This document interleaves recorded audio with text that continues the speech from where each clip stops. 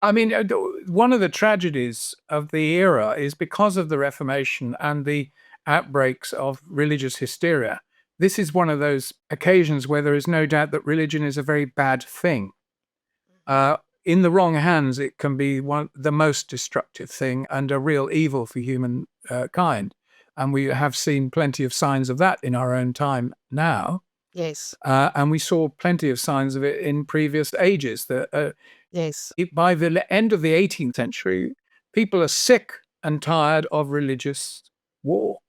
And so the tendency in the early scientific meetings was to keep the meetings on a plane, very much in the Freemasonic style, where we discuss facts which can be proven and quantified Yes. and demonstrated, and we keep away from matters which are not susceptible to demonstration. Right. Now, it wasn't because they didn't care about religious matters at all. It's that they knew that the discussion would break down very quickly, and the mode of discourse would become impossible if you started to allow too much philosophy and too much religion. So you end up with that kind of very English pragmatism, what not to say. Right. But the end result, sadly, over the generations, has been to create a kind of scientific orthodoxy and what has been called scientism. Absolutely. And whereas, in fact, all knowledge is knowledge. It was always understood in the ancient world that the mind of reason was not the sole source of our knowledge.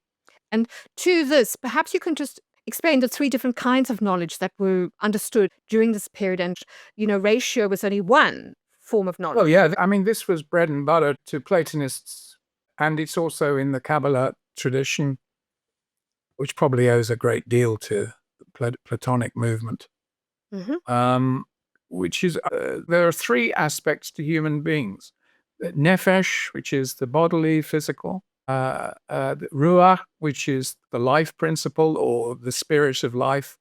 But in terms of understanding, it refers to our rational capacity to relate to the senses. In other words, sense experience. Right. What English philosophers, Hume and so forth, regard as the only sources of not real knowledge, that which can be sensed. And then there is neshama. And neshama is the imagination that embraces the whole and is the means by which higher forms of awareness and consciousness enter the mind. Now, the Greeks had the word nous for this. Yes. And the nous is, unlike that horrible English phrase you hear, he ain't got the nous. Nous just means ordinary knowledge. But nous is the capacity, if you think of a great radio telescope like Jodrell Bank, it's like something in the human mind which is able to receive higher influence and to really literally inspirate higher knowledge, and it involves things like intuition. You have a similar idea with Jungian quaternity, which is the human mind's reason, intuition, feeling, and sensation, and we need all of these. And intuition is close here to the noetic or neshama faculty. But in Kabbalah, the attainment of neshama is regarded as the absolute highest. It is the journey to heaven. And that possibility has to be there. And the rational tradition has closed. What is it? Blake says, we see us through chinks in a cavern, and he uses the Platonic image of the cave. That we're seeing through chinks in a cavern. Now, the problem with all this is simply ignorance, especially in a culture like ours with this so-called democracy, which is more of a Babel, in my opinion, a babel of competing voices who never listen to each other, who don't share a fundamental language and on understanding. Yes. And in that field, the pragmatic Western model has been to say, well, we'd better not discuss religion because it's a source of conflict. Yes. Have you ever come across the work of a chap called Tom Cheetham? No. It's very interesting in light of all of this, because he talks about the idea that since Descartes, we've become obsessed with the idea of objectivity, and that we cannot conceive of the idea of subjectivity outside of ourselves. And that's part of the prison that we put ourselves in, where we feel disconnected from the cosmos, from everything else. But in fact, subjectivity is a sort of engagement with many subjects. I've never really bought that distinction anyway. One became aware of it as a useful reductionist tool. Oh, that's merely subjective, meaning it's your personal thought. Then I would like to know, in what sense have you objectified something to be able to have knowledge of it? Are you outside of the world that you see the limits of a thing? Yes. But I mean, that's scientism. Yes. That sort of takes up that idea, that believes that you can detach yourself from what you're... Well, you can, and you end up with a scientific universe, and they can't understand why they can't find God in it. Yes, or why they've replaced God with natural laws. He's drained out of the perceptual system. He's been removed before they start. Yes.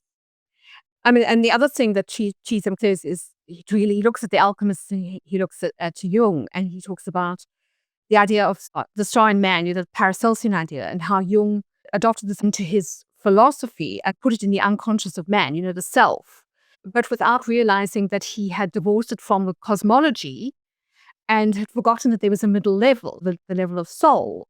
And so he was also enacting the split. And then what happens is that this light in man becomes Lucifer, that this is the end result of a kind of a humanism that's become detached from anything else. That's all about the individual. It's materialism.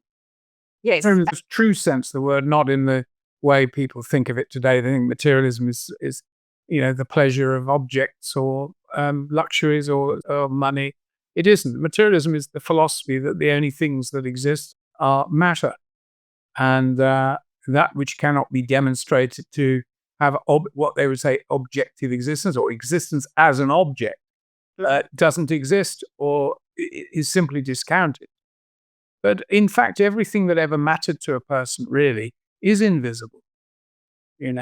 Yes. Loyalty, love, all these things, they can be demonstrated, but the actual quality informing that demonstration is invisible. Yes, it could only be experienced. Everything that was ever done was first, as Blake says, that which was done was first imagined. But I mean, it's interesting that you talk about imagination, because this is really sort of the bedrock of what was happening with the Rosicrucians. It's the reason why the imagination does allow us to re-enchant the world. It does, and it's also, if you read people like Henry Corbin, it is the basis of gnosis. It's the organ of gnosis. But he was very clear to differentiate between fantasy and imagination in this sense, the creative imagination, which is the imaginal. He called it the imaginal. Coleridge had made that distinction 200 years ago, precisely between fantasy is simply could take some wild elements, put them together. Yeah, it's imaginative, but it's meaningless. Exactly. Whereas the creative imagination is the actual embrace of the whole picture. How it comes out in imagery, well, it depends on what your mind is stocked with. Yes.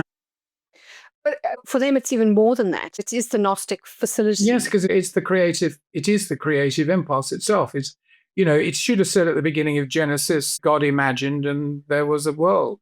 Yes.